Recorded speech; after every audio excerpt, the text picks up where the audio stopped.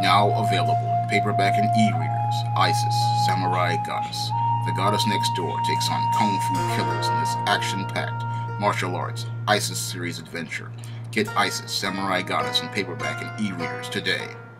While I was doing research for my latest novel in the Spinsterella trilogy, The Legend of Mad Matilda, I stumbled upon a graphic novel written by Andy Watson and penciled by Josh Howard called Clubbing. And this graphic novel, Clubbing, was a very interesting thing to me because I had rarely ever seen, graphic novels about the Gothic subculture. So I decided to put $5 down on one and pick it up off eBay. And after reading it, I decided to do a review because it encompasses two of my favorite things, the goth subculture and comic books. And as I was doing research on this graphic novel, I learned some things about DC Comics that were quite interesting. Now, in 2007, DC Comics was going to try to enter the manga marketplace with a series of graphic novels as part of its Minx line.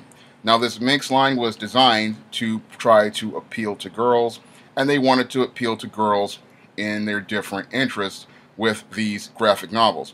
Now, these graphic novels are very similar to something I proposed for my own ISIS series as a series of graphic novels that pretty much contained a story in a single volume. And I liked seeing that concept played out here with this clubbing book, but when I read this book, the thing that really disappointed me about it was the execution, because the big problem with this clubbing book isn't the art, it really is the story. And the story really is what really killed the Minx line in 2008, because the Minx line only came out with maybe 3 or 4 titles before it pretty much collapsed due to poor sales. And one of the reasons why this Minx line had such poor sales was due to the writing, because when I looked at this clubbing book, Josh Howard's art is really amazing. When you look at his art inside of the comic, it really pops. It has a lot of energy, and it's really dynamic. I mean, I really like Josh Howard's art. It's really, done a disservice because of a really, really uneven and unbalanced story. And it's really sad because I believe that this format could have done very well in comics if it just had the right story and a well-crafted story. But this story, as it was presented by the writer, just really wasn't up to par.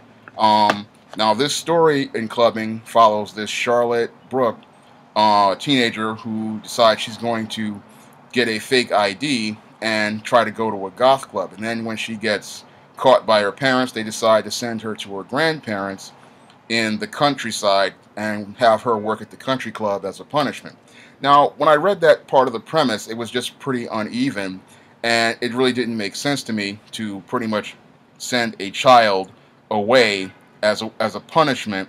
And in some ways, that kind of felt like some sort of abandonment of the child. It wasn't like saying, we want to help this child get their life right or deal with this in a constructive way. I would think, in some ways, that type of punishment would be kind of extreme, to send a child away for the summer to the countryside. It felt kind of forced as a premise. When I read that part of the story, it just felt really forced, and it didn't really feel organic. And when I look at the Charlotte character, the way they presented her, they try to present her as a sort of a brat, but it just comes across as really underdeveloped and, again, very uneven. It's like the writer kind of is trying to force things to work, and it really doesn't come together in an organic fashion. And that pretty much was shown to me in the first 10 or 15 pages of the graphic novel, that the story really wasn't coming together and it really wasn't flowing, because it was really a real chore to try to get through this story.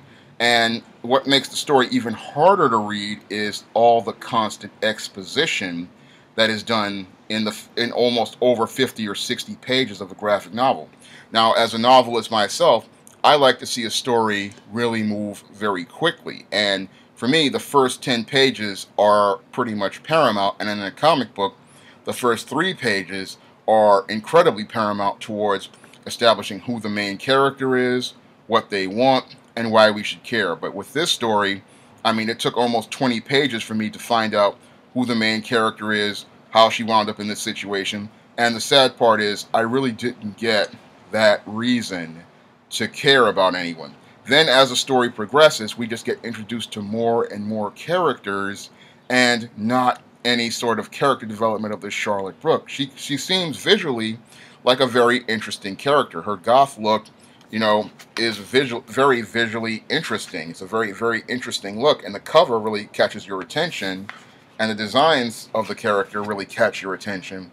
Unfortunately, the writing is the problem with this graphic novel, in that it moves at a very slow pace, and that slow pace is not something you want in a comic. A comic is supposed to be, one, an escape, and two, it's supposed to be very fast paced. Whether it be superhero comics or comic strips, comics have to pretty much move very quickly, because the faster the pace goes, then the reader can pretty much imagine these pictures moving, and it was hard to see these pictures moving. Now, this is supposed to be a character who's a goth, but as I read the story, I really didn't really see too much about the goth subculture here. It felt like really window dressing as I was reading the story. It just didn't really, have that sense of authenticity. It just felt like a surface thing.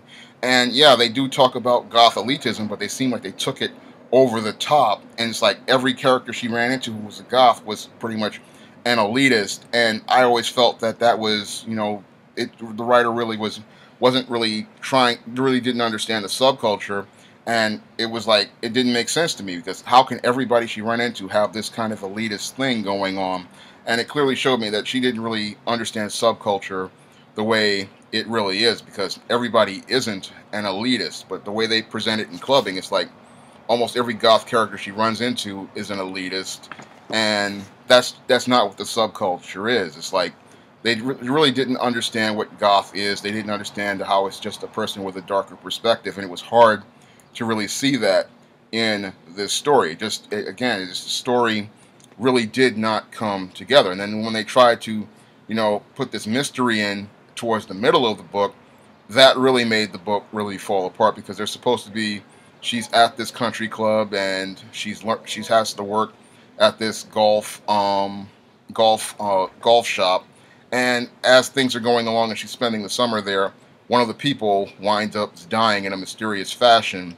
And this mystery, it just feels disjointed, because first we get this introduction, and we're taken into a mystery. So it feels like I'm in two different genres instead of it being one central story. Because if the story was pretty much cohesive, it would be about her spending the summer there. And then all of a sudden we get this mystery, and this mystery pretty much makes the story uneven. It felt like, to me, like they were trying to take a young adult story and translate it into a comic book. And what the sad part is that a lot got lost in translation with this clubbing graphic novel. It's like the writer was trying to force things to work, trying to force parts of the stories to come together.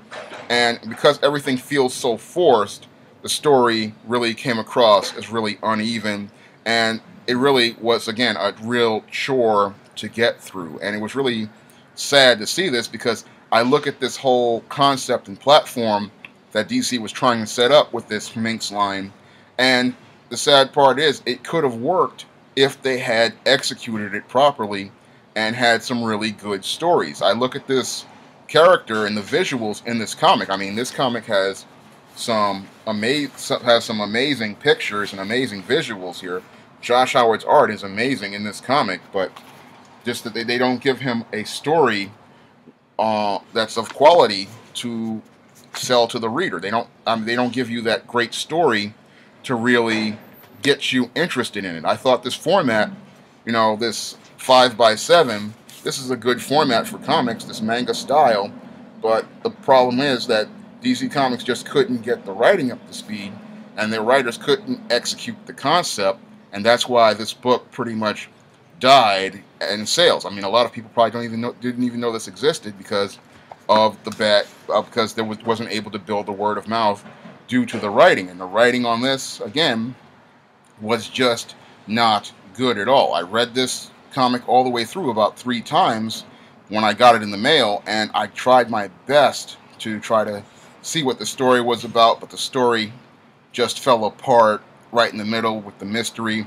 and then the climax at the end just made no sense to me. And then the ending, which was trying to set up for a sequel, made even less sense to me, and that's why I see this story, it just fell apart. I look at this story and it just wasn't there, and it was sad because this format, as I see it, it could have been a brand that would have helped DC compete with manga, but the problem with DC is that they pretty much have had editorial problems for years, and this Minx line could have done something. I believe it could have really done something if they had the right writers who understood the comic book medium and understood that, you just write, if you write good stories, you're going to pretty much be able to get the attention of readers in any format, because comics are a great medium for telling stories, but you have to have the right type of story to tell that reader.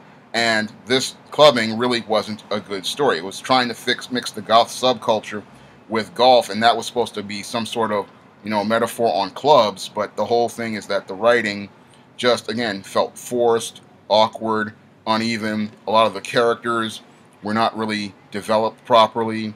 A lot of the storylines pretty much didn't come together, and the writers told instead of shown in the comic book medium. A lot of the problems that I see with many modern comics were on display here in clubbing, and that's what made this graphic novel very difficult to read and very difficult to follow. And I could look at the material and pretty much see why this book pretty much failed to get an audience based on what I read. And it was just sad to see this happen with this book because, again, this format could have had some promise to it, because I've seen lots of mangas and stuff catch on because the writing is really good, but it just didn't seem like DC understood how to appeal to readers. They tried to make it appeal to girls, which was another mistake, because good manga or good anime has great characters in it, and good manga, when it's well written, pretty much has characters that appeal to both boys and girls. And that was another thing I had an issue with this clubbing, is that it tried to pander just to girls, like saying only girls can be goths, without trying to say, let me make a great character and let me make a compelling story, because that's what's going to pretty much attract readers to the comic and see it as exciting. Now, this clubbing is available on eBay. That's where I got my copy from, and you can pretty much get your copy there, and you probably will have a different opinion of it, but I really wanted to like this clubbing. I really liked Josh Howard's art, but it was hard for me to pretty much like this book because of the terrible writing. If you like this channel and you want to see more great content, you can donate to my Patreon by clicking the link in the description box. And if you want to try some of my SJS Direct titles, such as the ISIS series, you may do so by clicking the link to the Amazon.com link in the description box. That's all I have to say for this video. You can comment, rate, and subscribe.